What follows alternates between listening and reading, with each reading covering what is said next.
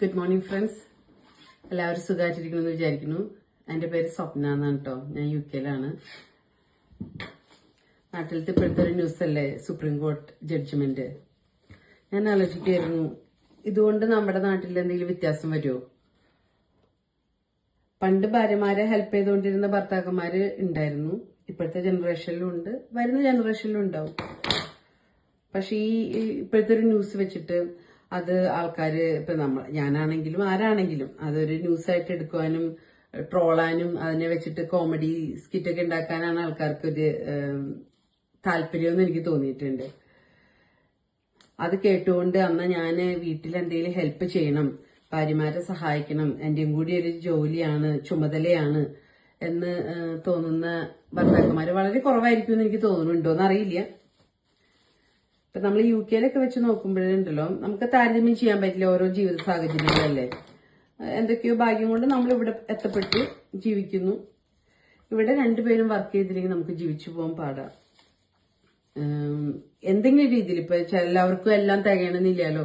ചിലർ കുക്ക് ചെയ്യുന്ന ആൾക്കാരുണ്ടാവും, ചിലര് ക്ലീനിങ്ങിൽ ഹെൽപ്പ് ചെയ്യുന്ന ഭർത്താക്കന്മാര്, ഭാര്യമാര്, അങ്ങോട്ടും ഇങ്ങോട്ടും പരസ്പരം ഹെൽപ്പ് ചെയ്തിട്ട് വേണം നമുക്ക് ജീവിക്കാം. ഒന്നല്ലെങ്കിൽ വേറൊരു രീതിയിൽ, ഇന്ന രീതിയിൽ തന്നെ കുക്കിങ്ങിന് തന്നെയെന്നില്ല. കുഞ്ഞുങ്ങളെ പഠിപ്പിക്കുന്ന കാര്യത്തിലായിരിക്കാം, അല്ലെങ്കിൽ അവരെ പുറത്ത് അവരുടെ സ്പോർട്സ് കാര്യങ്ങൾ കൊണ്ടുപോകല്, പിടിക്കല് ഒക്കെ, ട്രാവലിങ്, ഡ്രൈവിങ് എല്ലാം ഉണ്ടല്ലോ.